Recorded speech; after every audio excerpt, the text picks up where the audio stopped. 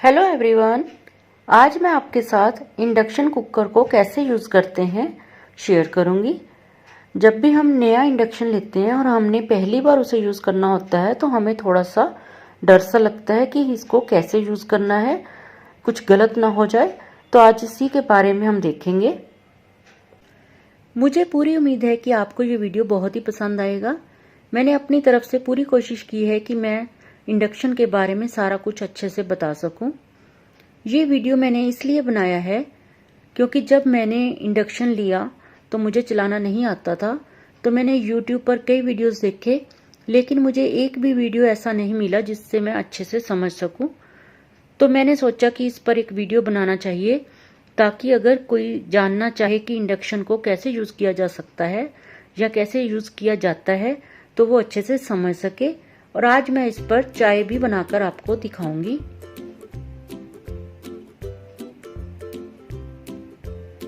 इसी के साथ मोनिकाज किचन में आप सबका स्वागत है। इस वीडियो को लाइक, शेयर और सब्सक्राइब करना बिल्कुल ना भूलें। तो आइए देखते हैं। मेरे पास सीको का इंडक्शन है और इसका मॉडल नंबर है IC121। और इंडक्शन में इस तरह से नीचे पैनल दिया होता है जहां से हमें कुकिंग के लिए मोड सेलेक्ट करना पड़ता है। और बीच में इस तरह से हॉट प्लेट होती है और इसमें एक छोटा सर्कल बना होता है, एक बड़ा। तो बड़े सर्कल का मतलब है कि बर्तन हमारा इस सर्कल के अंदर अंदर तक ही रहना चाहिए, इससे बाहर नहीं होना चाहिए। इंडक्शन के पीछे इस तरह से वेंटिलेशन के लिए बना होता है। और इंडक्शन काफ़ी लाइट वेट होता है और पोर्टेबल होता है। इसे हम कहीं पर भी आसानी से लेकर जा सकते हैं। और ये बिजली से चलता है। तो ये इसका प्लग है। तो आइए पैनल भी देख लें। तो पैनल पर कुकिंग मोड्स लिखे हुए हैं, सूप, मिल्क और स्टीम लिखा हुआ है। तो इन तीनों का टेम्परेचर ऑलरेडी सेट है जिसे हम चेंज नहीं कर सकते, ये फिक्स होता है। इसका टाइम जरूर हम सेट कर सकते हैं। तो दूसरी साइड में लिखा हुआ है स्टर फ्राई। तो अगर कोई चीज़ फ्राई करनी है तो इसके लिए हमें ये बटन प्रेस करना पड़ेगा और इसका टेम्परेचर हम अपनी मर्जी से सिलेक्ट कर सकते हैं, कम या ज़्यादा, जिस तरह से गैस में करते हैं। और हॉट पॉट में भी हम अपनी मर्जी से टेम्परेचर कम या ज़्यादा कर सकते हैं। इंडियन कुकिंग में हॉट पॉट सबसे ज़्यादा यूज़ किया जाता है। और ये वोल्टेज का बटन है। तो जो भी वोल्टेज हम सिलेक्ट करेंगे वो यहाँ डिस्प्ले में शो होगी।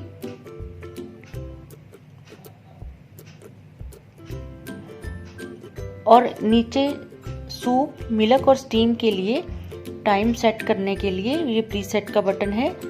तो हम टाइम सेट कर सकते हैं। पावर ऑलरेडी फिक्स है जिसे हम चेंज नहीं कर सकते।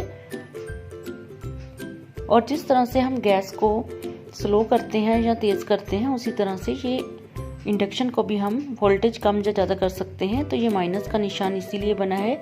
अगर हमें वोल्टेज को कम करना है तो हम माइनस के निशान को बटन को प्रेस करते जाएंगे और वोल्टेज कम होती जाएगी।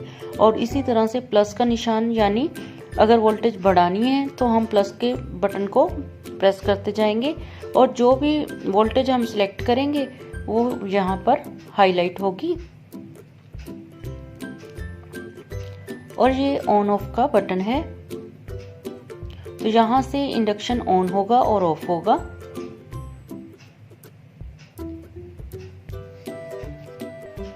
इंडक्शन को आप आगे से उठाकर देखेंगे तो नीचे वेंटिलेशन के लिए बना होता है। और इसी तरह इंडक्शन के पीछे की ओर भी वेंटिलेशन के लिए जगह बनी होती है। तो कभी भी इंडक्शन को किसी पेपर के ऊपर या फिर किसी कपड़े के ऊपर नहीं रखना चाहिए, क्योंकि अगर हम किसी कपड़े के ऊपर या कागज़ के ऊपर रखेंगे तो एयर का फ्लो अच्छे से नहीं हो पाएगा और ओवर हीटिंग हो जाएगी। और इसी तरह से इंडक्शन के लिए बर्तन भी अलग से होते हैं। जो हम गैस पर यूज़ करते हैं वो बर्तन इस पर यूज़ नहीं होते। तो इसके लिए स्टेनलेस स्टील के बर्तन और फ्लैट बेस वाले होते हैं। तो बर्तन बड़े सर्कल के अंदर अंदर तक ही रहना चाहिए।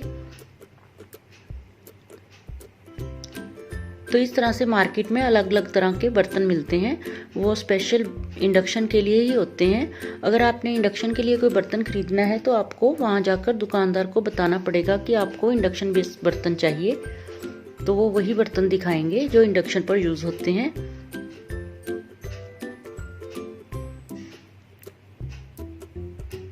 और अभी मैं इसको यूज करके दिखाती हूँ। तो अभी हम प्लग लगाएंगे और ऑन करेंगे और आगे से भी ऑन कर देंगे।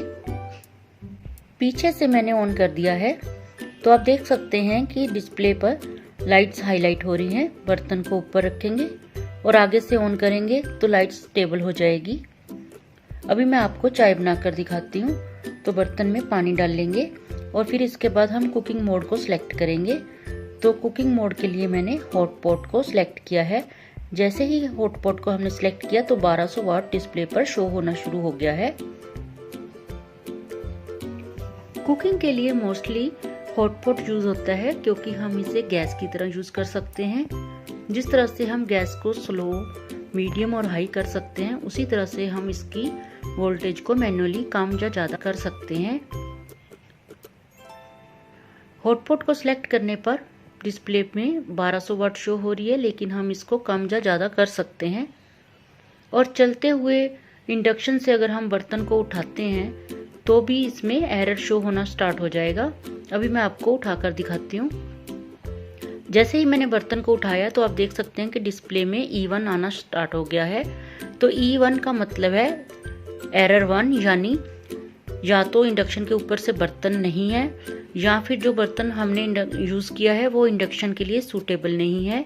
तो इस तरह से E1, E2, E3, E5 ऐसे करके बहुत सारे एरर होते हैं और हर एक एरर का कोई ना कोई कारण होता है।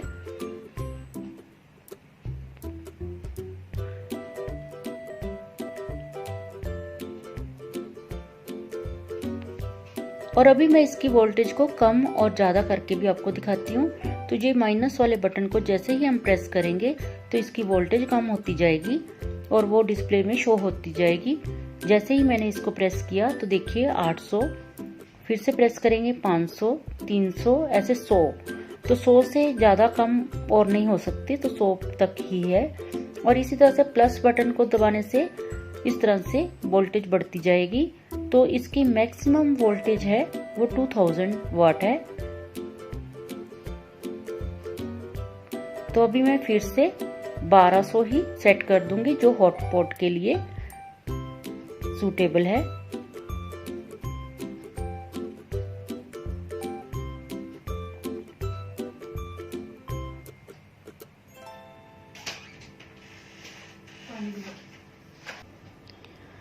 चाय में बॉयल आने वाला है और अगर हम चाहते हैं कि चाय को थोड़ी देर के लिए स्लो पर रखें तो इसकी वोल्टेज को हम थोड़ी सी कम कर देंगे। तो कम करने के लिए माइनस बटन को प्रेस करेंगे और इसकी वोल्टेज ऐसे 800, 500, 300 और 100 ऐसे कम होती जाएगी। और 300 और 500 पर करने से चाय उबलकर बाहर नहीं गिरेगी, सिमर होती रहेगी। अभी मैं आपको 300 पर भी करके दिखाती हूँ और 500 पर भी करके दिखाती हूँ।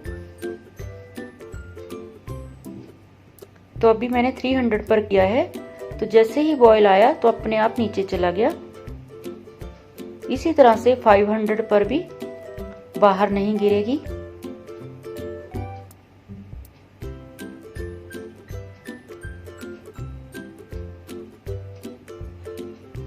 तो इस तरह से आप वोल्टेज को कम ज्यादा कर सकते हैं।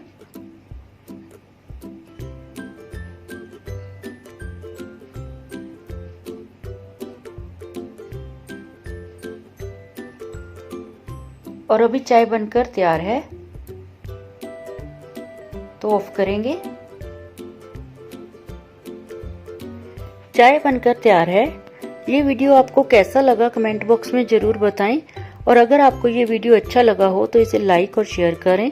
साथ ही मेरे चैनल मोनिकाज किचन को सब्सक्राइब करना बिल्कुल ना भूलें और बेल आइकन को भी क्लिक करें ताकि आप तक मेरे आने वाले सारे वीडियोस के नोटिफिकेशन पहुंच सकें।